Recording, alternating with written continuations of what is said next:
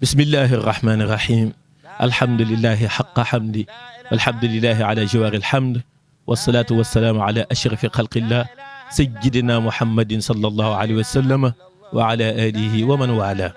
Chers téléspectateurs, assalamu alaikum wa rahmatullah.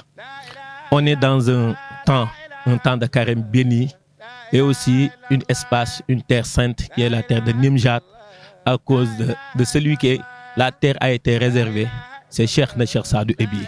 Quand on parle de Cheikh na Cheikh Saadou, c'est vrai, c'est l'incarnation des dons prophétiques et l'incarnation de son grand-père, l'héritier par excellence de Sayyidina Muhammadin sallallahu alayhi wa sallam. Quand on parle de l'héritier par excellence, on va parler de la Risala al-Muhammadiyya. Cheikh na Cheikh Saadou Ebihi, il a très tôt compris que c'est un cadeau divin de Dieu subhanahu wa ta'ala que Dieu a offert à Cheikh na Cheikh Mohammed Wade, d'où le nom de Saadou Ebihi, le bonheur éternel de son père et le bonheur éternel de tout l'univers. Lillahi alhamdu wa shukru. Donc quand on parle de Cheikh na Cheikh Saadou et de son héritage, on ne peut pas sans parler de l'universalité du message de Cheikh na Cheikh Saadou.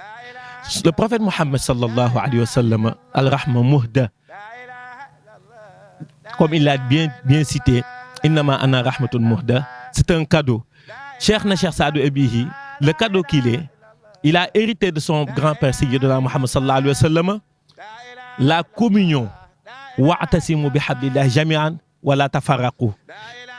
Qu'est-ce qui a aidé Cheikh na Cheikh Saadou à pouvoir communiquer avec toutes les races, d'horizons divers, toutes les gens? Et Cheikh na Cheikh Saadou, il parlait arabe, mais il comprenait. Il parlait avec les Bambara, il transmettait le message. Les Wolof, les Peuls, des gens de races diverses, d'horizons divers. Pourquoi? Parce que Cheikh na Cheikh Saadou, il a très tôt compris le langage universel qui est codé dans la ilaha illallah Muhammadur Rasulullah. Parce que dans la famille où il est issu, c'est la famille de la ilaha illallah. C'est la famille de Cheikh Mohammed Wade, dont on appelait Usratu la ilaha illallah.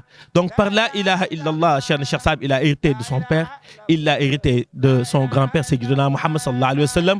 Par la ilaha illallah, il a su communiquer avec les horizons différents. Il a su, Cheikh na Cheikh Saadou, instaurer une dynastie, je peux dire, c'est-à-dire une dogme qui est basée sur la compréhension, qui est basée sur l'amour, qui est basée sur le pardon, qui est basé sur la tolérance, qui est basé sur l'amour de Dieu et l'amour du prophète Sayyidina Muhammad sallallahu alayhi wa sallam. Mais bien sûr, parce que quand on parle de Cheikh na Cheikh Saadou, c'est celui qui a aimé son créateur. Et son amour envers son Seigneur, Cheikh na Cheikh Saadou, on ne peut pas mesurer ça pour savoir la dimension de l'amour que Cheikh na Cheikh Saadou a eu au bon Dieu. Quand il disait Tajalla alayya Allah fi kulli mashahadin fashahadtuhu rabba wa surtu lahu abda raditu bima amda min al-fadli wal qada ala al-vadli wal ihsani ahmaduhu hamda. Donc Cheikh na Cheikh Saadou, c'est l'amour de Dieu par excellence. Mais Cheikh na Cheikh Saadou aussi, c'est l'amour du prophète sallallahu alayhi wa sallam par excellence. Lorsqu'il disait Ya salsa'ilu balligh salami ila khayri rusulina laqatun lil ula وقل له أن بما به أتى مصدق ومؤمن نعم الفتى فتبارك الله. Donc Cheikh na Cheikh Saadou aussi, c'est le missionnaire. Il est très tôt sorti de son environnement. 14 ans, il est sorti de Haoud. Pour aller où? وَمَنْ أَحْسَنُ قَوْلًا مِمَّنْ دَعَا إِلَى اللَّهِ. Vers pousser les gens vers l'unicité de Dieu. Il est allé vers où?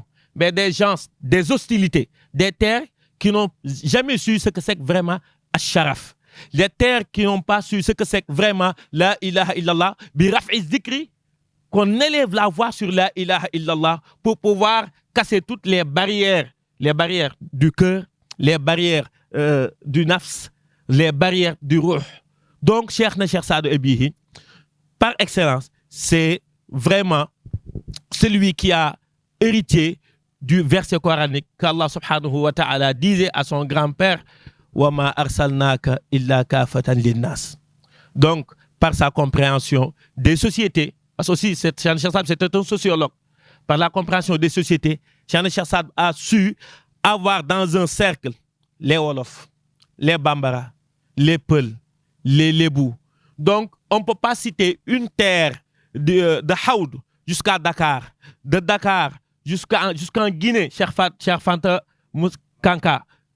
Donc, toutes les terres, Cheikh Saad a fait ça, une seule et une poignée, mais tabarakallah, comme le dit le Coran subhanahu wa ta'ala, wa'tasimu bihablillah jami'an wa la tafarraqu in uridu illa al-islah mastata'tu wa ma tawfiqi illa billah alayhi tawakkaltu wa ilayhi unib. Wassalamu alaykum wa rahmatullah.